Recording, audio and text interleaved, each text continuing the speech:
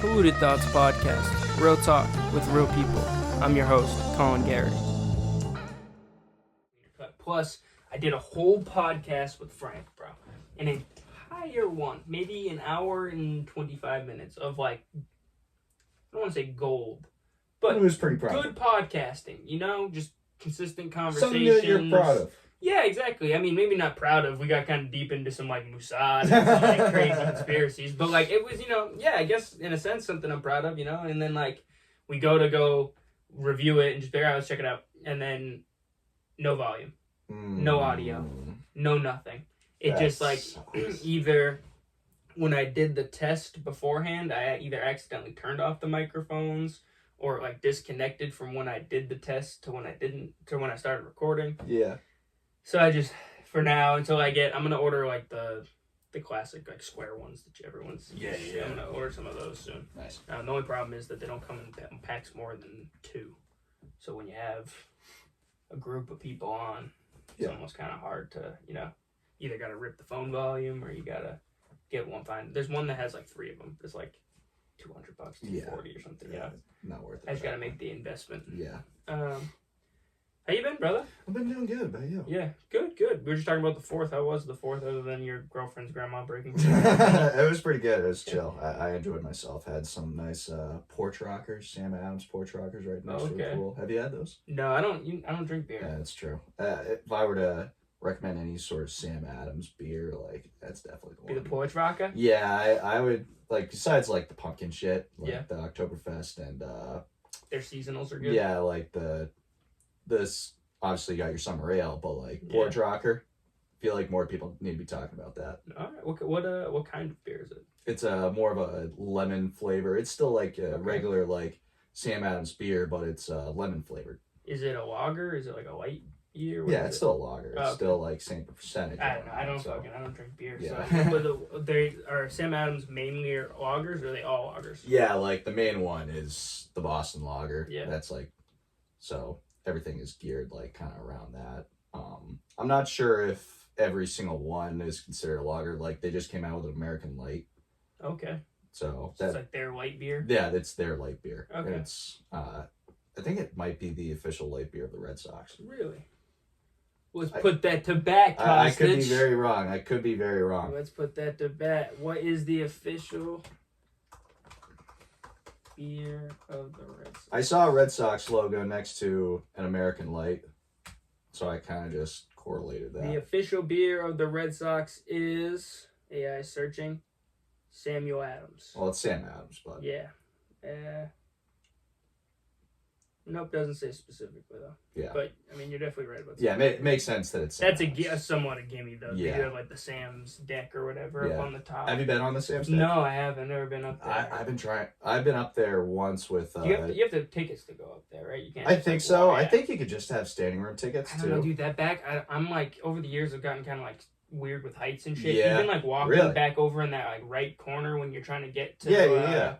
What's like the new thing in center field that we got? The Truly bar? Yeah. That place is cool. I like that. Really you can cool. order your food. It's real quick and like you just not really a pain in the ass. Yeah. And when you're coming up like some certain ways, if you're not coming from like home plate, if you're coming from like out of the that's your entrance, the stairs are kind of fucking high. Yeah. And there's not a lot of shit. I mean, it's Fenway Park. Of course, it's built in 1910 or whatever. Yeah. So like it's look right over 1912. You know, infrastructure or architecture. Yeah. I just jump right over. I've been on the Sam Adams deck once, and it was pregame of the Winter Classic. Oh, that's cool. You know my roommate Brady, right? Yeah. My old roommate. Yeah, so he's super cool. Yeah, no, man. Every time I hang out with that kid, he's one of those guys I'm like, I need to hang out with this guy more. Brady's the man. I love him. Yeah. I love him so much. But we went to the Winter Classic. I think I told you this story. It was when me and Brady had a fantasy football team in like a 20-man league, 10 teams, like 2 people per team. No, it was a little insane. The payout was like $18,000. Holy shit. 1,800. 1,800. Yeah.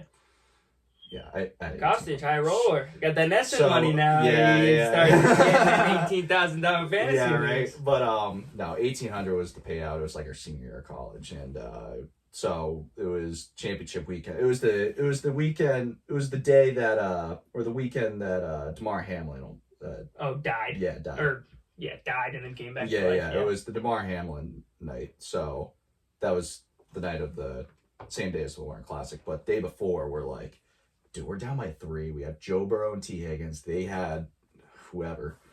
Like, we're going to win. I think we also had the Bengals kicker, too. You guys sharing a team? Yeah. So we're like, we're going to win this. So we were already pondering doing the Winter Classic, like, if we had won. And then all of a sudden, like, we're in a situation where we're going to win. Yeah. And you buy tickets to the so we bought, like... So we bought tickets. Then they were, like, almost $600 each. And because at that point, we're like...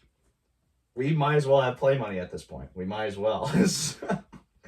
But yeah, we went to the Sam Adams deck and our seats were in like the bleacher area, had a great time, and then had like a bit of a heart attack with the, no pun intended, with the Mar Hamlin thing. But we were already ahead when that had happened. So you guys had already won. We had already won at that point. So, and the way Sleeper did it was different from what ESPN did, or at least for some leagues, where like the game was for some games the game was basically erased on ESPN, whereas on Sleeper they just held it whatever it was. I think I'm on Sleeper too for most, other than our league. Yeah. I'm on Sleeper just because they do keepers. Yeah, but funny story, real quick. So when Brady and I were up there, we met a couple guys that were from Ottawa that came down. They're Bruins fans too. Damn. And they made the trip from Ottawa down to the game, and he was looking at the usher. The usher, like, you can sit up there pregame, but if someone comes by, like, looking for their seat, like, you gotta go. So there's an usher up there. One of the guys goes up to him, and he's like, hey, man, like, 300. Just casually gave him, like, $300 or whatever. Sat there the whole game. Damn. Yeah. Smooth. Yeah. Don't find out who that guy is. I was very, like, I brought a bunch of cash on me because I assumed I was winning. So I brought, like, a bunch of cash with me, and I was like, I think Brady and I were ready to do the same exact thing. Like, our seat, I liked our seats. It was a little tough to see at times, but I really enjoyed our seats. It was actually right in front of the TNT desk. Oh, wow. Yeah. That's cool. Yeah. So it was super cool for you. Yeah, it was pretty cool. We got to see like Gretzky, Biz, those guys in between intermissions, pregame, and then they would lower the set down when the game would resume. Damn. Yeah. That's wild. Speaking of Biz, I don't know how this came to my mind, but did you know like Biz, like, you know how he puts on those like street ball the deck hockey tournaments? Like he does like street ball tournaments and shit out in Vegas under it. Well, I don't know. I think they still do it, under like Splitting Chicklets. Yeah. Doing that stuff in like Pink Whitney tournaments. With, I'm not aware of that. Obviously, I'm aware of like all the branding and whatnot. I'm not aware of the deck ball tournaments. So like I'm pretty sure it's deck, but it could have been. I think it might be street ball actually. I think everyone just calls it ball hockey at this point. Yeah. You're definitely right.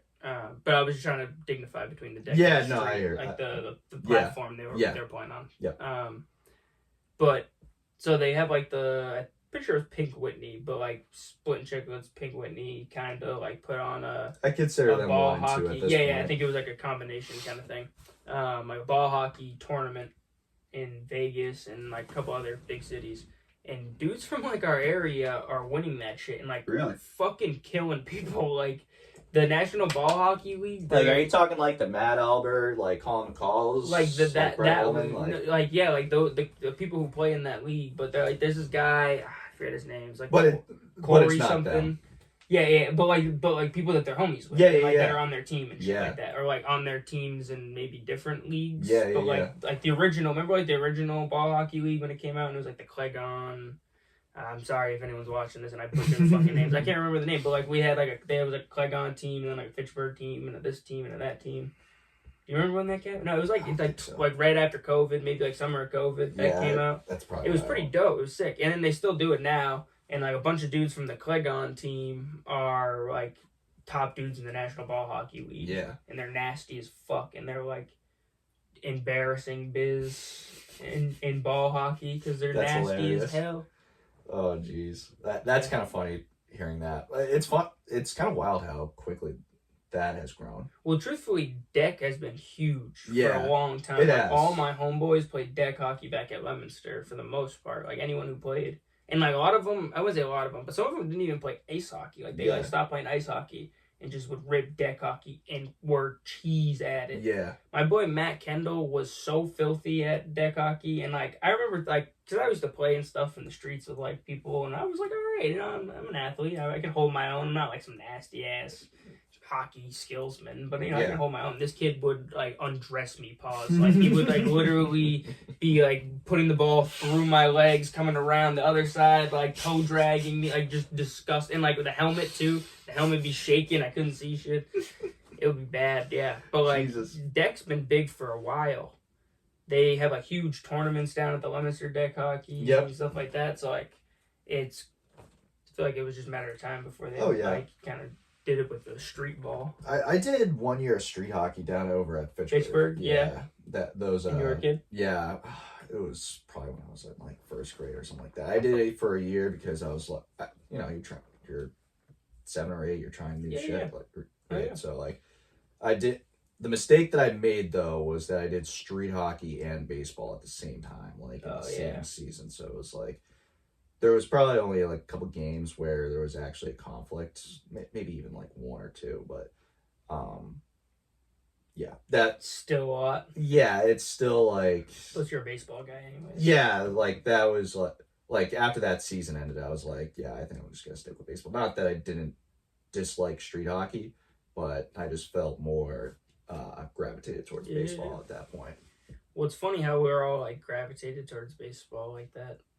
And that was like, I feel like that was our best sport. Yeah. Like everyone's best sport for the most part. It was my best sport. Probably your best. Maybe football, actually. Yeah, I call it a toss-up. Like, you were a stud of baseball, too. Braden's best sport was baseball. Yeah. Arguably Cooper's best sport was baseball. It's such a shame that, like, Braden was so injury-prone, man. Like, if he wasn't so injury-prone, like... He was filthy. I know. He's a dog. I've said it once, I've said it twice. The guys who are like, they're not fat, but they're just like a little big. Yeah. And they have athleticism. Some of the most dangerous guys on the planet. For real. Dude, they are killers. Braden was disgusting from the minute I saw him like touch the baseball. Because I didn't really see Little League because I went to Leominster. Division. But once Babe Ruth started, he robbed me like 3-4 times in one season. Like I'm ripping dingers down the baseline. Because I was really early. Yeah. He would just fucking backhand dives. Braden was crazy shit. Braden was great from the hot corner, that's for sure. Dude, he was disgusting. Honestly, like if we were gonna have a designated player, right? Like, because you can do that, I would have had like Braden be the designated player. Yeah. Or the designated hitter in that case. Like he also raped. Even though the thing is like Braden's so good in the field, but like is bad. He was like a non like conflict Rafael Devers. Yeah. You know what I mean? Like he had no problems. It was always like he's the best teammate. Maybe a little quiet, so like maybe not like, oh let's go, but like never a problem with the dude. He's always there, never any issues. And then he's just better fielder than Debbie. Yeah, no, 100% a better fielder than Devers. But he hit like Debbie. Yeah. Like almost like Debbie was a righty. His swing was so slow. Remember that time he hit that ball? We're getting into some high school baseball. When he hit that ball, he had a ball like way over the center fielder's head. It didn't leave the field, but like one hop to the fence. Yeah. I just remember that swing perfectly, being like, wow. Yeah. That was crazy. That was some fucking tanks. Pimped that ball. I remember JR had a home run during Babe Ruth.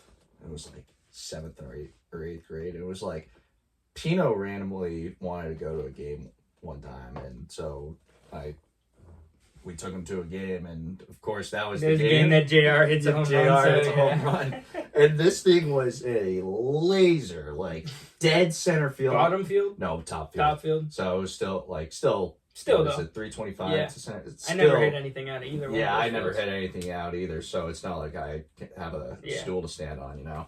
But like impressive. Yeah, it was. Remember when we go hit a home run out of the oldest baseball field in America? Yes, I remember that. That was crazy. We played on that field like twice. Yeah. Isn't that insane? We played on the oldest baseball field in America. I think both was for Babe Ruth. Yeah, I think you're right. Yeah. No, I think one of them was for high school, I believe, because I was playing. I don't know. I might have played center for both of them. Yeah. can't remember. But I actually heard that that's getting challenged for being the oldest baseball field in America. Supposedly there's one on Hawaii. Yes. That's like 20 years older or something, that the inventor of baseball had gone there and shit. I thought the claim was that it's the oldest baseball field in the world, not...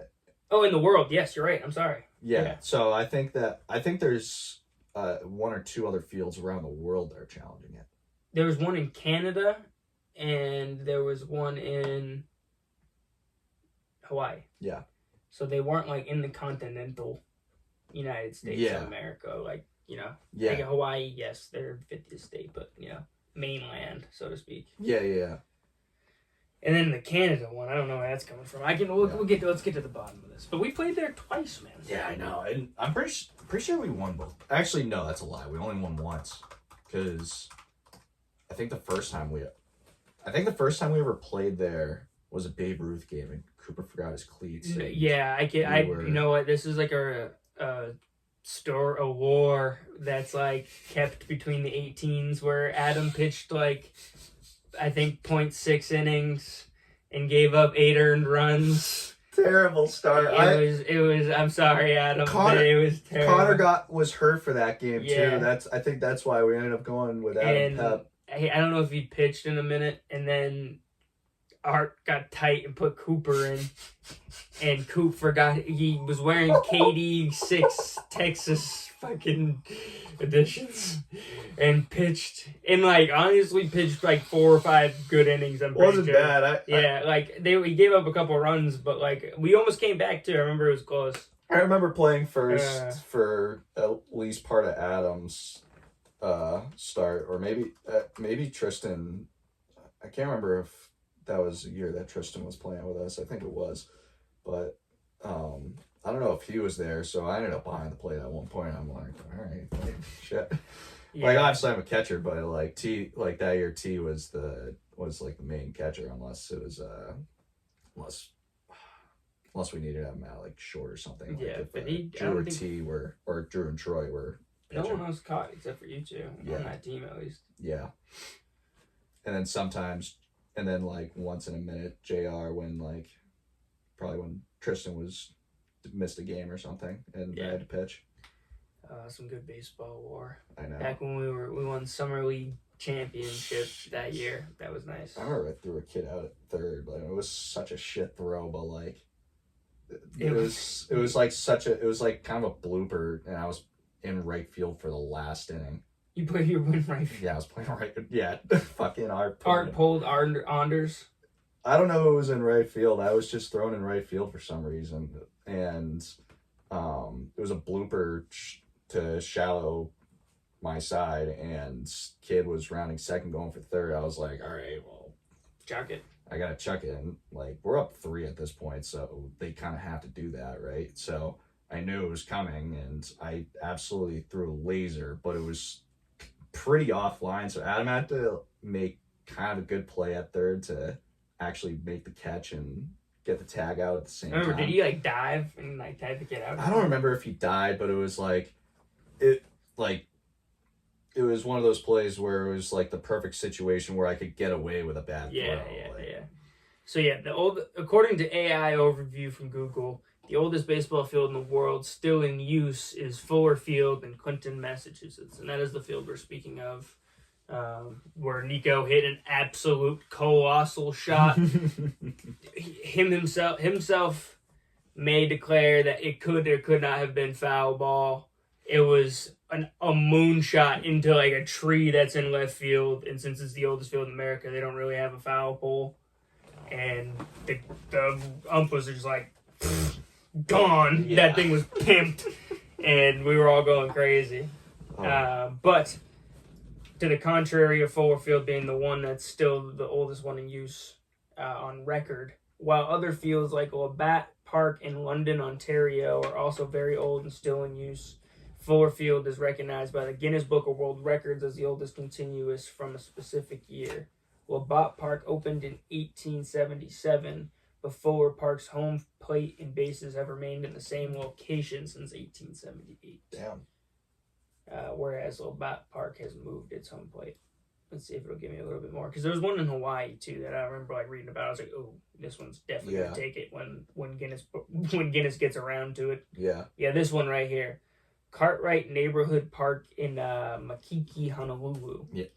In the city of Honolulu, they claim this park as the site of the oldest continuously used baseball field in America, potentially dating back to 1852. So it has it by 25 years. The claim is based on unearthed proof suggesting that Alexander Joy Cartwright Jr., considered a key figure in baseball's early development, marked off the baseball diamond there in 1852. This would predate the generally accepted record holder Fuller Field in Clinton by 26 years. It's crazy how long the game of baseball has been around. America's greatest pastime. It's like we haven't even gotten to the freaking, I don't even know what compromise that will lead to like the Civil War, but it was we're not even. They were playing baseball through that. Yeah. I wanna. When was baseball like considered invented? For some reason, I thought it was the 1870s, but then I realized that's like when they started actually playing like organized professional baseball. Yeah. Like that, I don't think MLB was there yet. But no, like, I don't think that was like 1880s or something. Yeah. I'm sure it'll give it to us here. Yeah. The history of baseball's invention is a complex one with no single definition inventor. What? Interesting. There's not one named guy. I feel like there is. I know, that's what I'm saying. Baseball evolved from English games like rounders, which was brought to New England by early colonists and played in various forms in the early 1800s. In 1845, the New York Knickerbockers Baseball Club was formed.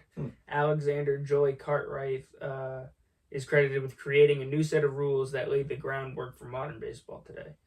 The Knickerbockers rules introduced several key elements, including a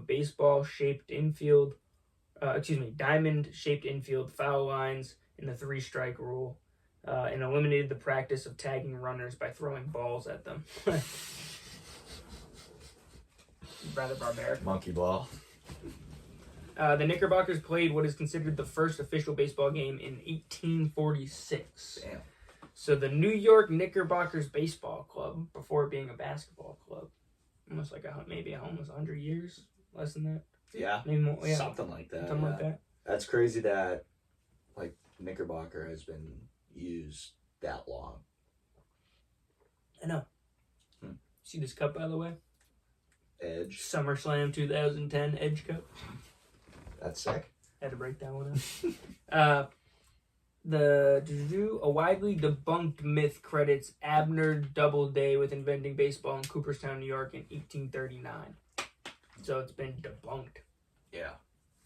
So I don't know, 1840s, I guess baseball was invented? Yeah. I think that's safe to say. But yeah, just the history of baseball and just baseball lore in general just is so fascinating. I mean, you think about, like, obviously we're talking about this. I was watching a quick little TikTok about just Fenway Park and some of the lore with that, like why the ladder is there or why the green monster is even there, which I feel like the reason the green monster being there is kind of is probably a little bit more well known to at least Red Sox lore in general. Because actually, I don't know. Inform me. Oh. Yeah. So the reason why is because like there's a bunch of businesses and houses that were on Lansdowne Street, or at least in that little area that is now Lansdowne Street. And so they built the wall so people couldn't watch the game for free. Wow. Okay. Yeah. I never knew that. Yeah. I mean, a little excessive if you ask me. Yeah. But, a little bit. Yeah. But now they have the bleacher bar. Yeah, exactly. Right in the wall. Yeah.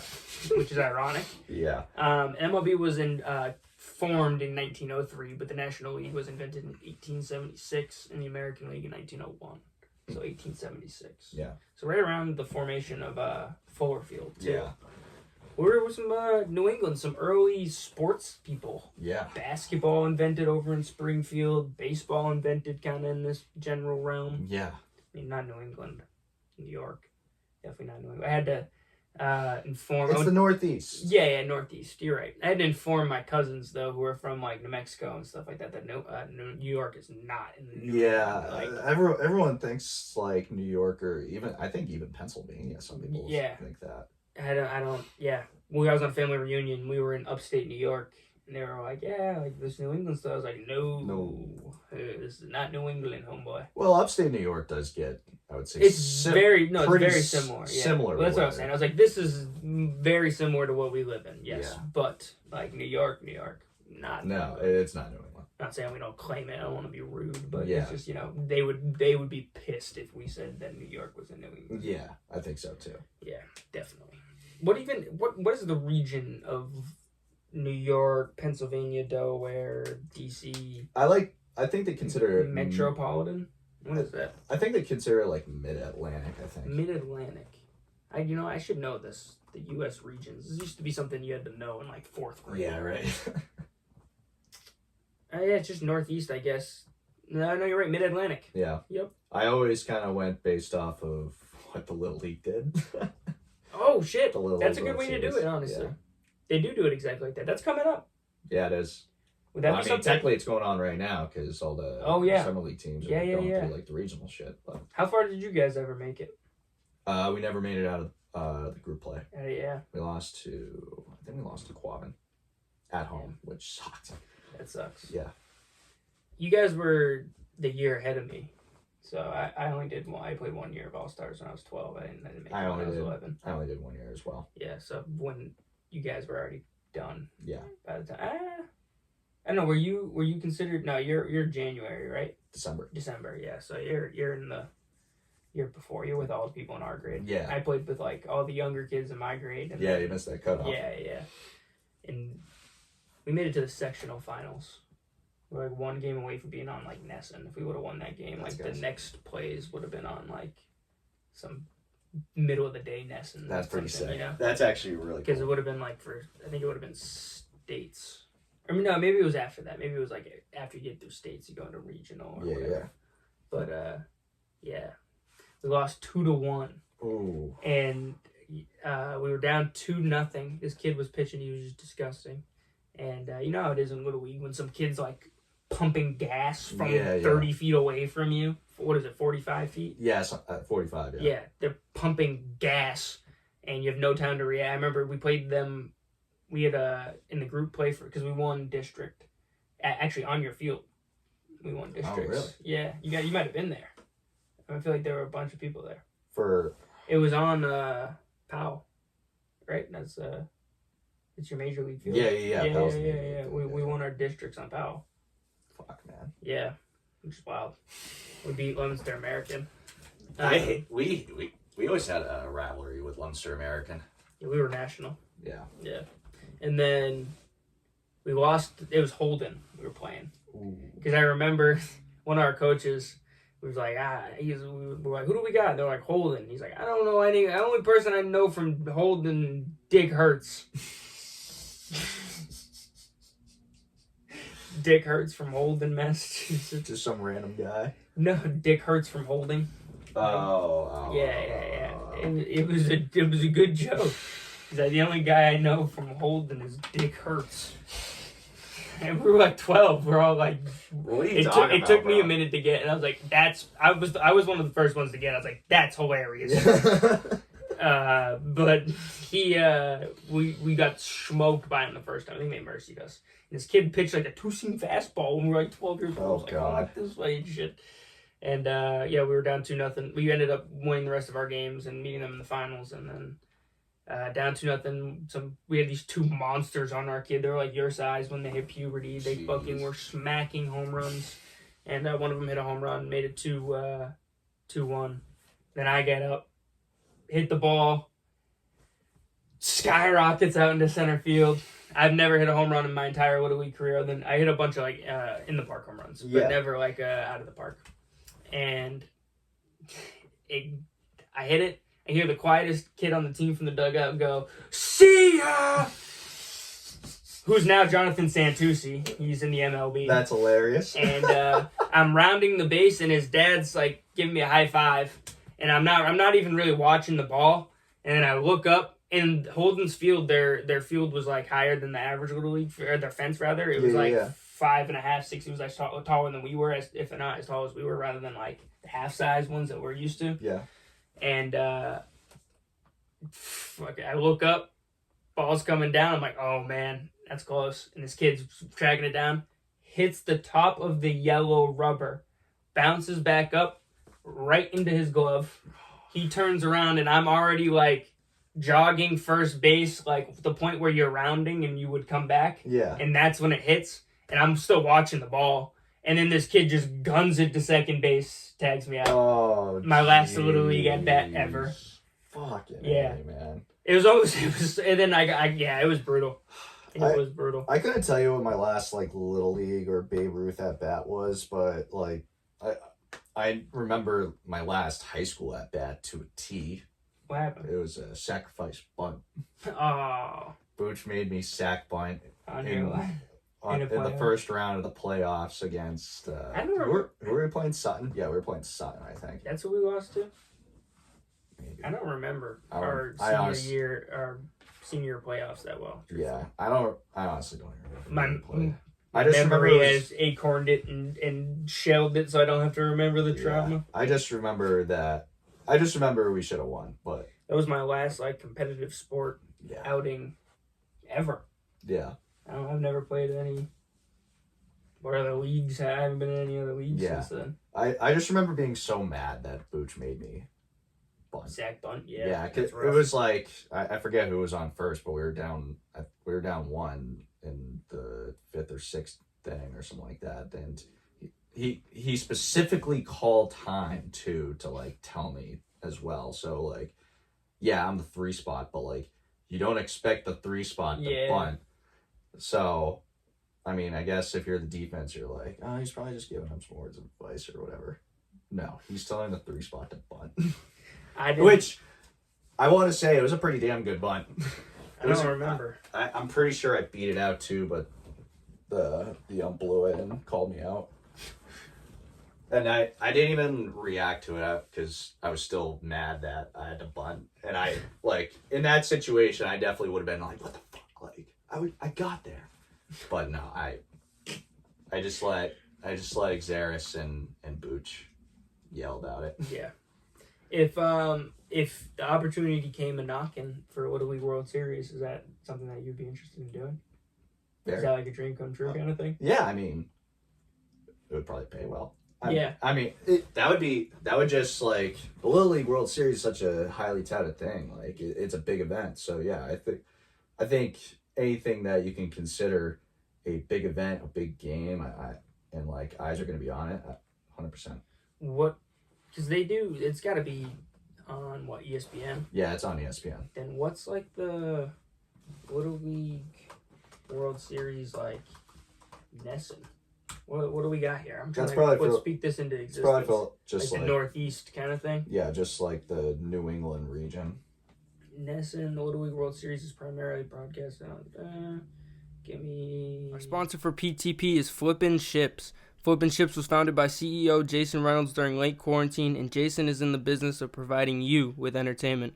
Whether you're looking for a restored boat in great condition you can take on the lakes, or if you're interested in watching the process go down, Jason's got it all. His TikToks show the process in an entertaining way for all ages, but check out his YouTube videos because they show every detail of the flip.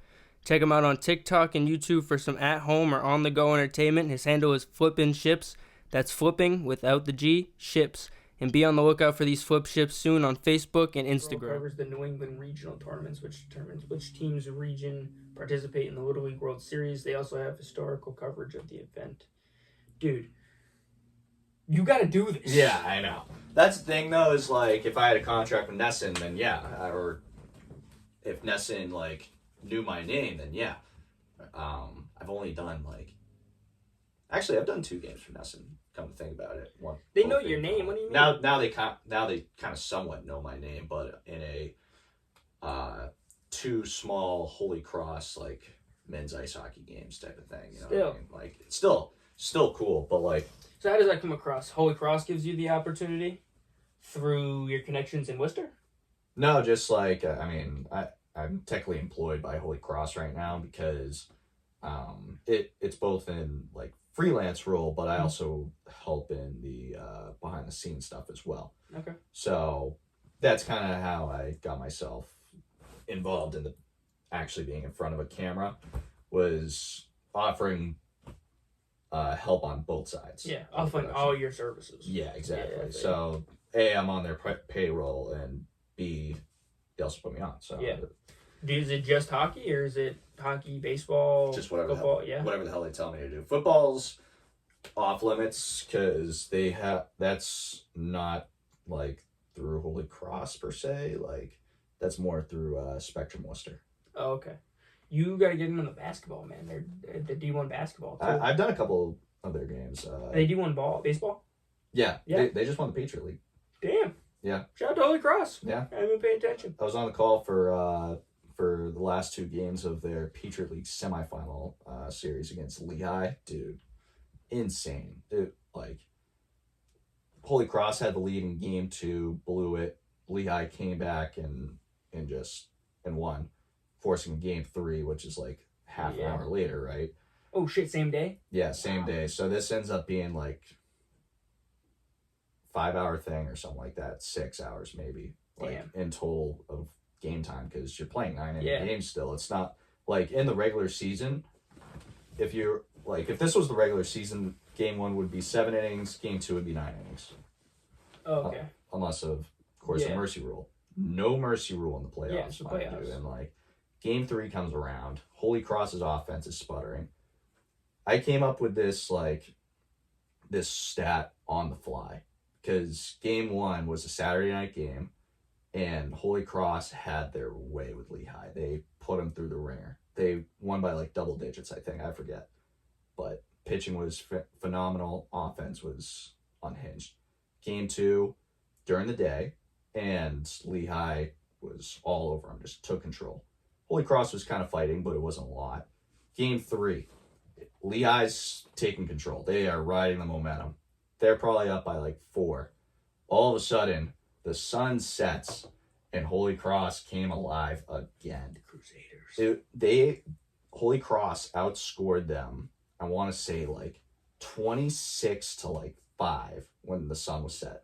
Damn. It was some outrageous number. I was like, this is insane. Yeah. Like when the lights come on. When the lights come on, Lehigh failed to show up. Yeah.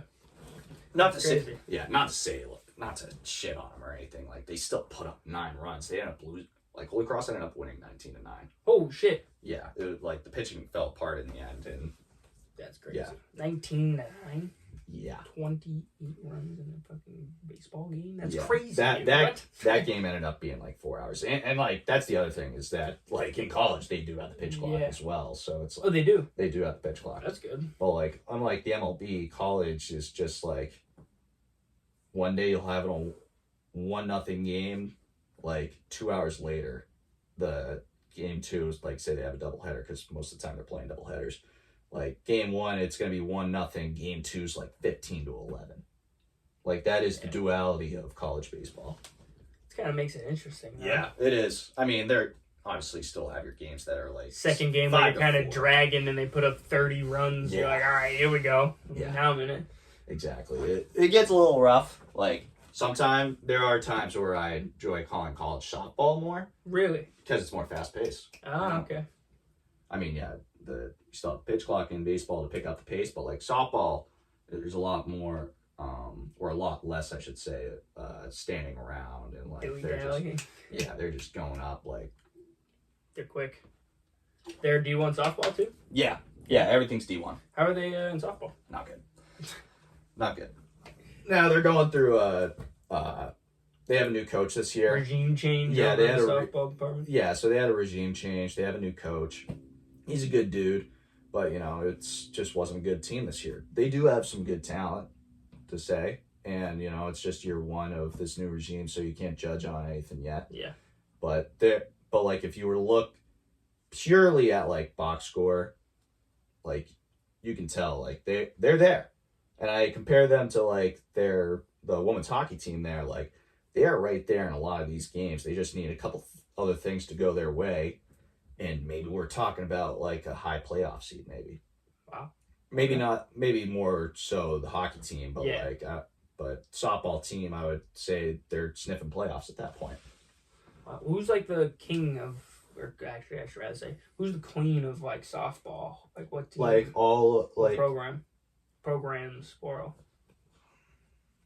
It's like SEC teams mainly. Yeah, I would say Oklahoma was that. Oklahoma, okay, but actually, but they lost to Texas Tech, I think. Oh, wow, I'm blanking on who won it all. Oklahoma was like, you talk about the Queens, like that's like a whole ass dynasty that they had going on over there, and they lost in extra innings to at home in the regional against Texas Tech. Ooh. And because Oklahoma hosted one of the regionals. Oklahoma is often cited as the top program, followed closely by Texas, UCLA, and Florida. Yeah, I don't know how I don't remember Texas and UCLA. We had UCLA stay at our, we had California softball team stay at our hotel. Yeah. Yeah, when they're playing in the ACC tournament. Yeah. We get some like ACC teams staying in the area, and I always forget that like some of these other teams are now ACC. Yeah, I drive past. Weird. Well, it's funny too when like, because I'm just kind of like in that hotel area where I work, and when I pull in, there's like the buses of the teams and stuff. I remember when BC was playing in Eastern Kentucky, I think this last year, Western Kentucky, one or the other, whatever. I think it's Western. They're the team, right? Yeah, BC always ends up playing like one of those weird like group of 5 schools. Yeah. In like the middle of the country. Yeah. It was early in the season, one of their first like 4 or 5 games or whatever. For basketball? Football. Oh. Because then I saw they were like out there running like shadow drills. Yeah. It was actually they played maybe it was Western Michigan? Western Michigan? Maybe. I don't know. Let me check. I'm like blanking on BC's schedule now. Football schedule 2024. Oh, and speaking of BC, since we were on the topic of softball, BU softball. BU softball in like the New England area, that's the cream of the crop right there. They're nasty. They're nasty.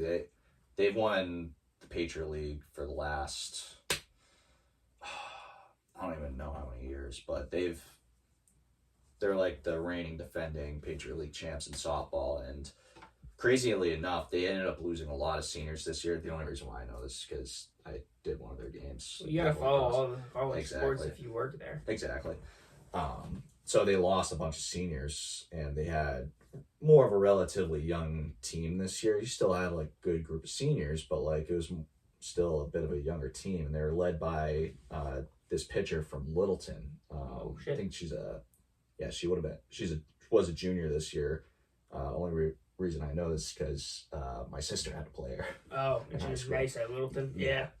So that's wild. Yeah. They did play Western Kentucky. Okay, Western Kentucky. WKU.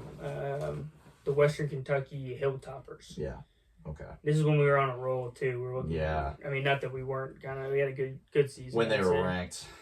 And I mean, dude, I thought that season was a win, man. We don't have like the craziest talent. We're in a great. It's Boston We're College, in a great conference, but now we have a good coach, and hopefully, I don't know, they can just get some talent around him. Facts. He's that guy. He's one of the few coaches in I don't know, if you're going to college for football, in my mind, you'd want to go to a coach who has like NFL experience or damn near NFL experience, like a Dabo Sweeney, or like, you know what I mean? Like you want to go to these coaches who produce NFL talent. I think like just BC I feel like being more NFL oriented, like with Bill O'Brien and having more NFL experience head coaches is going to help more. Like I remember them talk about it when on the broadcast when they were playing Florida State last year.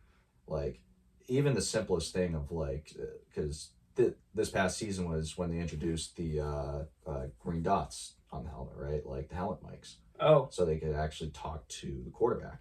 Damn. And so I'm pretty sure it's similar to the NFL rule where the headset gets turned off, where you can't talk to the quarterback once the clock gets like 15 or 20 seconds or something like that. So it's similar rule, but NFL coaches are more used to it. Yeah. So they'll be able to use it better than like say a college coach, and that's if college teams are using that. Yeah. That is a good way to look at that. Yeah. I just think another problem is that just BC is such a highly like acclimated academic school. Yeah. That it's like hard. I don't want to say it's hard for people to get in, but you know, there's a lot of great student athletes out there. Yeah. I just feel like they're pickier about who they're willing to offer scholarships and such to. Yeah. I think that probably doesn't help with like the certain pipeline that they have too. Like they probably, like I'm assuming Boston College, like many other schools that are in their own respective regions, their main pipeline is probably just New England itself. Obviously, you're gonna have. But then we're willing to get all these hockey guys. Yeah. What's going on with that? Fucking let's get some ball talent back in there. Let's get some more freaking I feel bad I'm blanking on their name. Jerome Robinsons. Let's get some more Kai Bowmans in there. Those guys are sick. Okay, these guys were nasty back in the day. Those guys were sick. I had season tickets to that when that was going on. I saw the rise of Jerome. I didn't have Jerome's freshman year season tickets, but I went to a couple games with him. Yeah. Like 2-3 games. We're like, damn, this kid's pretty good. And then I had season tickets during that run, and they were good, man. I remember when we all went like in high school as a basketball team, and they beat Miami, and Miami had like just gone into the top 25 that week. Yeah, that was pretty cool. Actually, I remember I got you know that quarter zip that we have that's like identical, the Under Armour. Yeah, I think quarter zip that we were talking about. That's like almost identical. Oh yeah. I think I didn't get it from there, but I have a bag that's the same exact thing. It's like a duffel bag. That's that same like white striped. Oh, really? Yeah. And I got that at that game. Slick. They were like giving them out. It was one of the last games, or like maybe not the last game, but one of the last games of the season. They were giving them out like season tickets and stuff. Yeah. The thing is with football and basketball, I don't know about hockey, but they have good talent. Like they have like a couple of guys. Like you'll see I don't know if it's every year, but like couple, if not most years, you see a BC guy in like the first round of the NFL draft. He'll be like a O-lineman or like a defensive edge or like a linebacker or something. I think one of the top BC guys that just won in the draft was an edge rusher.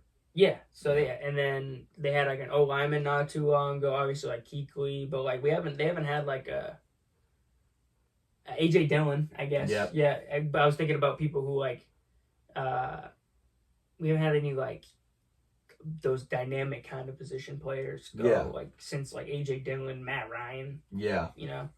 But then it's the same thing with basketball too, because then you have like point of story is you have like a couple of good guys who are like end up being first round picks or, you know, NBA bound dudes. But then like just like the rest of the team isn't followed by it. Yeah. You know? It's just not enough of them.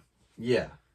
We just can't fund Alabama in football where it's all studs. Well, at least like that's where the NIL comes in now. But like that's the other thing is that like, NIL funding's probably not as large as some of these other schools for certain sports. Yeah, and that's probably where another problem comes in. Like I'm really just watching with Holy Cross, and it's, you know, you say you bring in like this really highly talented freshman, and he's just lighting it up for you. He's gone next year.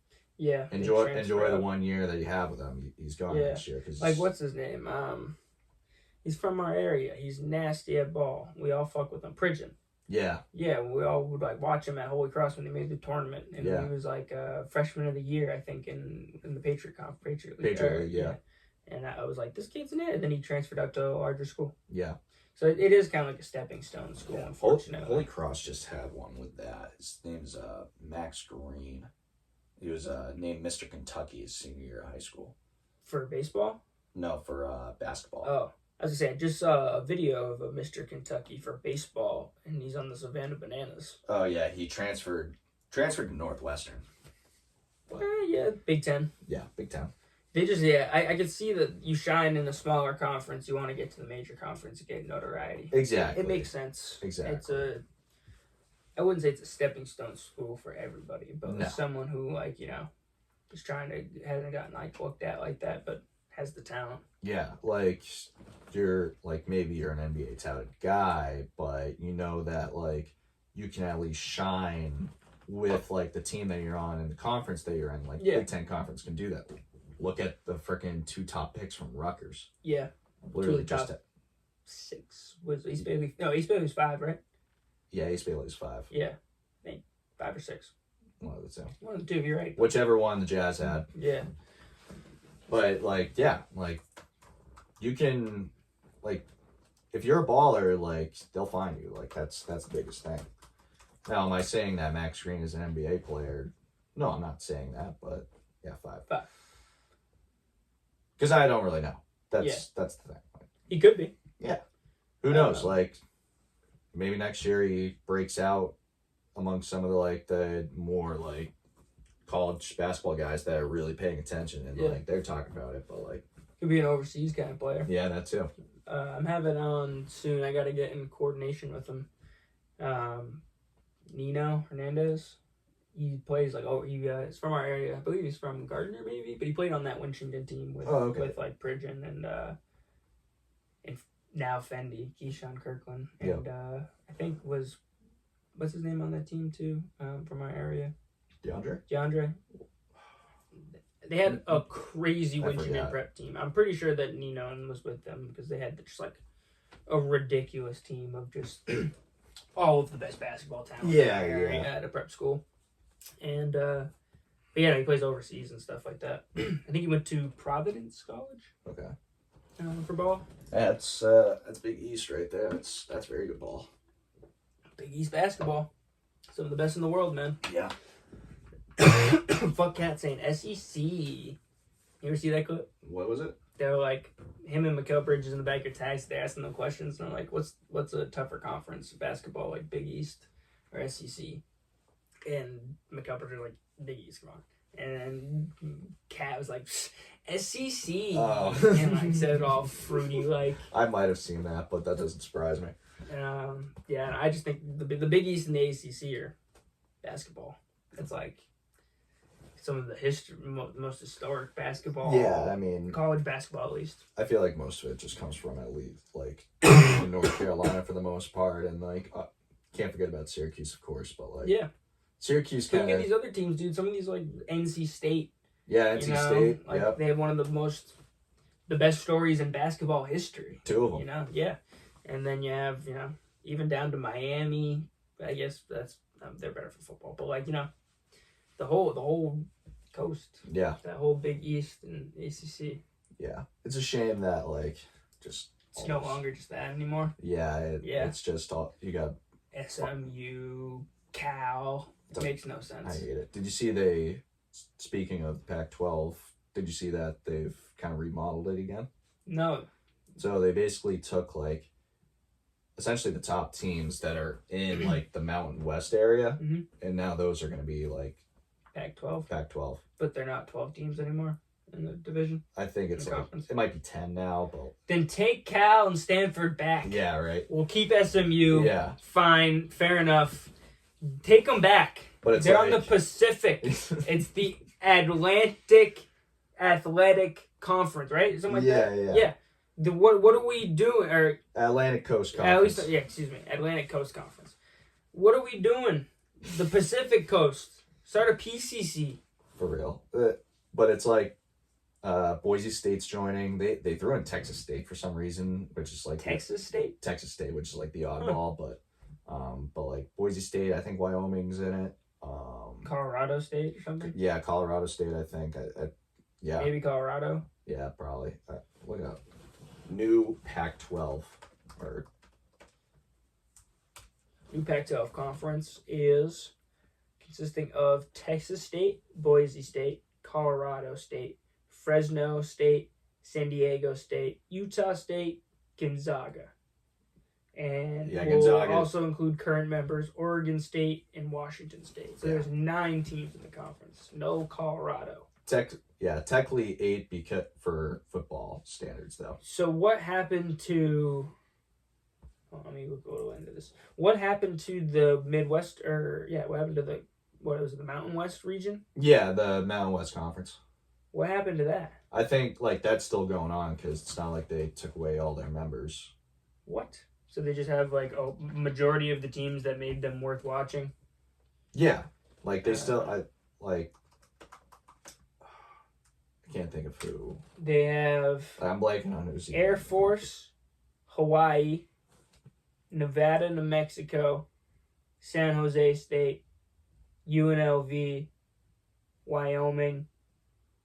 So that's... And additionally, in 2026, they will be joined by Northern Illinois, UC Davis, and Grand Canyon. But they still have like Colorado State, Fresno State, San Diego State, Utah State, Boise State, all considered Mountain West. Yeah. Is it next season it's happening, 2026? Or Yeah, 2026. So not for 2025, but the 2026 to 27 academic year. Gotcha. I'm a Lobos guy. I fuck with the Mountain West a little bit. Yeah. Well, my family, most of them are from New Mexico, but then my aunt, my great aunt, was like an administrator for something within, I think it was basketball. I could be wrong, maybe not specifically basketball, maybe it was like AD, or she worked in AD's office, or maybe admissions office. I forget exactly what it was. But when I was a kid, she got me like a men's basketball Lobo, like Nike. It's a pretty cool bag, like a Nike bag. So they got me. I'm a Lobos fan. I like it. Yeah, but like, what are we doing here? I know it. Let's get some major conferences back. Let's get it ranked by what the teams, or rather what the program is worth in the eyes of like competition and NIL funding and everything like that. And you gotta like formulate like, all right, these teams need to be in this division. Like a Boise State, or like a Fresno State can't be competing with like a fucking USC. Yeah. You know, it's just impossible. In all reality, we should just go back to what it was prior. Yes. Go back to what it was prior to Texas A&M leaving the Big 12. Pretty much, yeah. Because where did they go? SEC. That was like... That's fine, though. That makes sense to me. Yeah, it makes sense. But then fill somebody in from one of the lower divisions, Yeah. like almost like soccer, you know? They get, like, delegated. Yeah. If you're playing like shit, you should be in one of the smaller conferences. If your program doesn't have the funding right now and blah, blah, blah, blah, blah, you can't hang with the big dogs. Yeah. You should be in, like, no offense, you know, Mountain West, or, like, for football, like a Big East, you know what I mean? And, like... These smaller kind of conferences that usually don't put out the talent that these other ones do, you gotta like, they need to be fair play. You can't put like fucking, I mean, for ACC it's fair play. I still say like a Stanford and all of them, and like Cal and SMU, like they're great programs, but ACC has great programs too, so it makes sense. But then when you're putting like some of these teams over into the bigger conferences, they might not be able to hang. Good notoriety though, good money, I guess. So it's good for them. The other thing I hate too is like you kind of just lose that conference rival too. Yeah. Like it's not like, say Ohio State for some reason leaves to go to the Big 12. They've basically taken Michigan off the schedule. Yeah. It's not like they're... Unless they pre-plan like a game each year just to keep exactly. that vibe. But like that's not really happening with it. But the conference championship rivalry games are like some of the biggest games that college football could ask for. Yeah. So why are you gonna fuck them up? Exactly. It's silly. It is kind of silly. You're right. But I feel like the Texas A&M thing makes sense. You know, they're a huge conference. Yeah. And like, you know, were they not, or a huge team rather? But like, did they not previously be able to hang with SEC? Why are they? Oh, actually, because Texas is in the Big 12 too, right? Yeah, yeah. No, Texas was in the Big 12. Now they're in the SEC. You're right. But no, I mean, Big 12 football was still really good. It's still great football at that point in time. And I don't even think that you can make the argument that Texas A&M can't hang with either at that point in time, because Johnny Manziel, that was also the same, like, the first year that they were in the SEC was the Johnny Manziel year. Okay, yeah, because that was when I kind of started being able to fully grasp like college football. We were like 11, 12, 13 years old when like that was like starting to happen. Yeah. So I got in the conference whole thing. I didn't realize they always in my head should have been in the SEC. Yeah. So then, but Texas stuck around for a while in the Big 12, right? Yeah. Yeah, they stuck around. Yeah, both them and Oklahoma and whoever else left the Big 12. Yeah. But then was the SEC the first conference that was the one that kind of threw this thing into the fucking... In terms of like teams joining them, I guess so. I mean, and then that kind of they absolved the Big 12, right? No, the Big 12's still going. Like they still have Colorado's in it. But it's not 12 teams. See, you can't have a fucking conference named with a number and not have that many number teams. I know, I hate it so much. It doesn't make sense. Like the Big 12 has 16 teams. It's the Big 16. Yeah, like they kind of ringy. Go with it. Run with it. A little bit of kickback would be nice. Yeah. Like, they lost Oklahoma and Texas and then added UCF. I don't remember if BYU was in already. Well, they stole, like, a lot of the SEC and whatever conference, like Cincinnati's, the BYU's and Baylor's of the world are in. The Sun Belt. What are they? Yeah, so that's the thing, is that they lost Texas and Oklahoma and then added Houston, Colorado.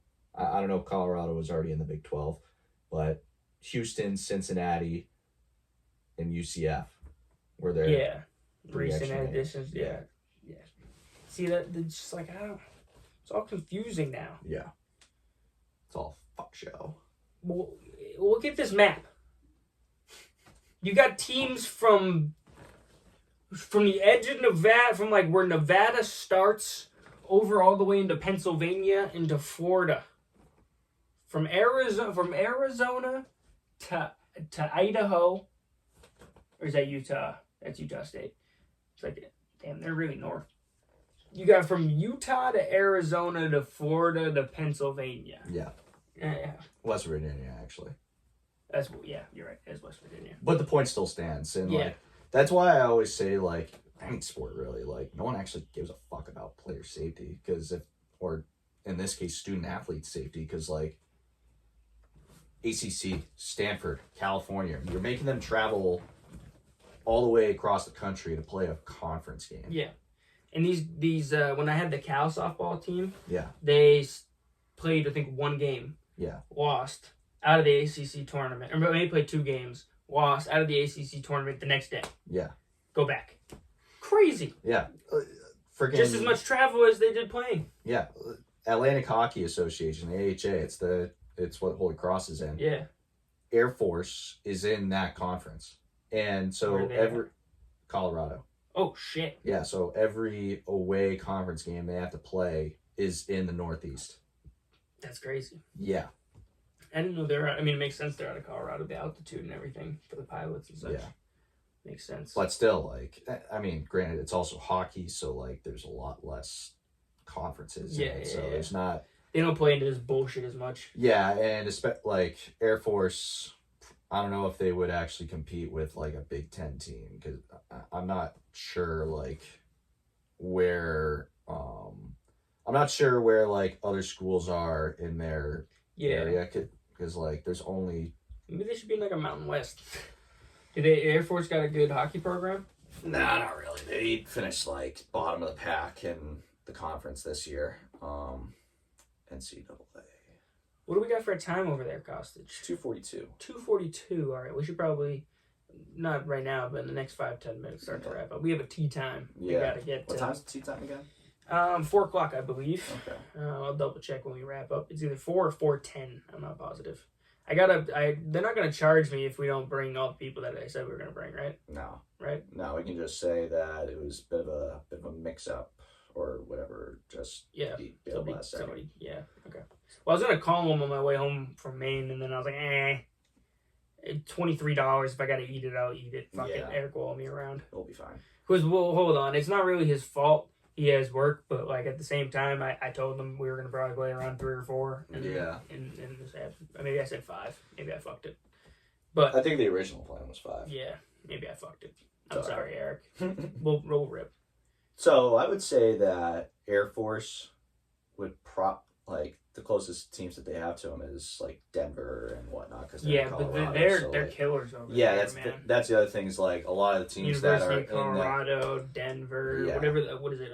North Dakota, is that green team right there? Yeah, North Dakota. They're fucking fucking disgusting. St. Cloud State. Yeah, like they got some killers over there. Yeah, I think if you threw them in like the WCHA or like the NCHC, I'd probably say that's probably the best bet at that point. But like, what's this Canadians looking logo? What? That's St. Cloud State. Oh, it's St. Cloud. Damn, I don't like that. I don't like that one bit. I like it. I like their uniforms. Maybe they got nice uniforms, but I don't like that logo. Too close to the Montreal Canadiens for me. Fuck Montreal.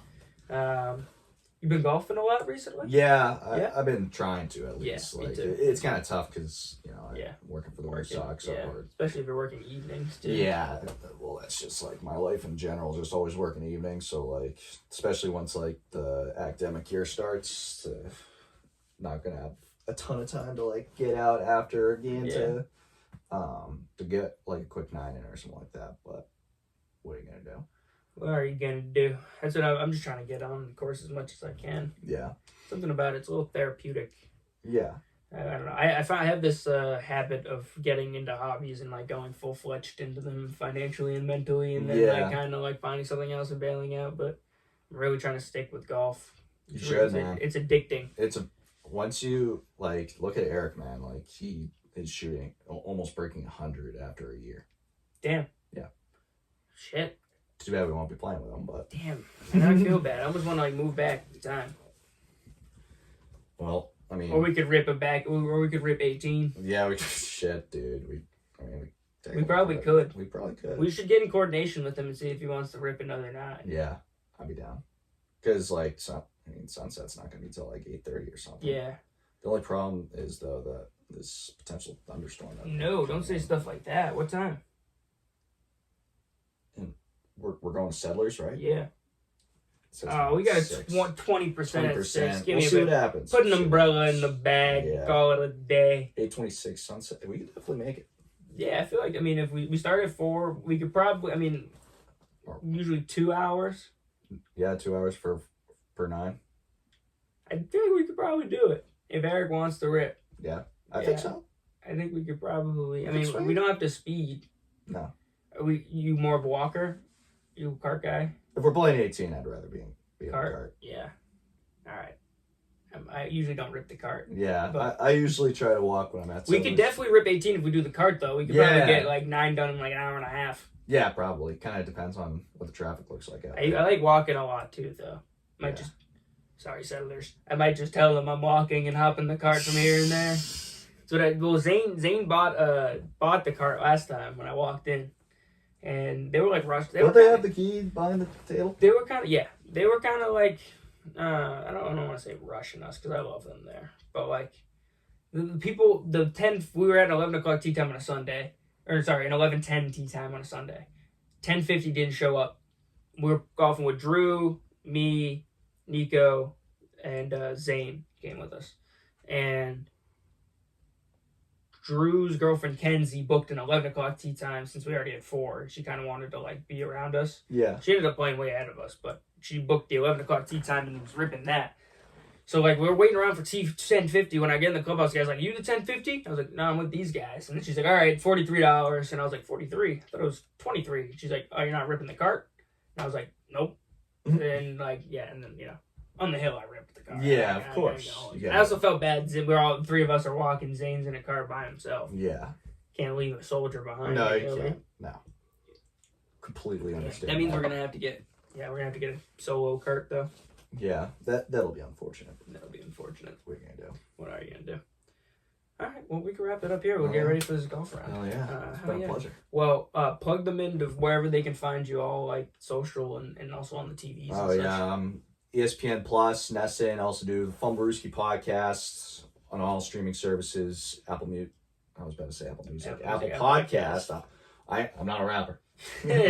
Apple Podcast, YouTube, Spotify, Google Podcast, so much more.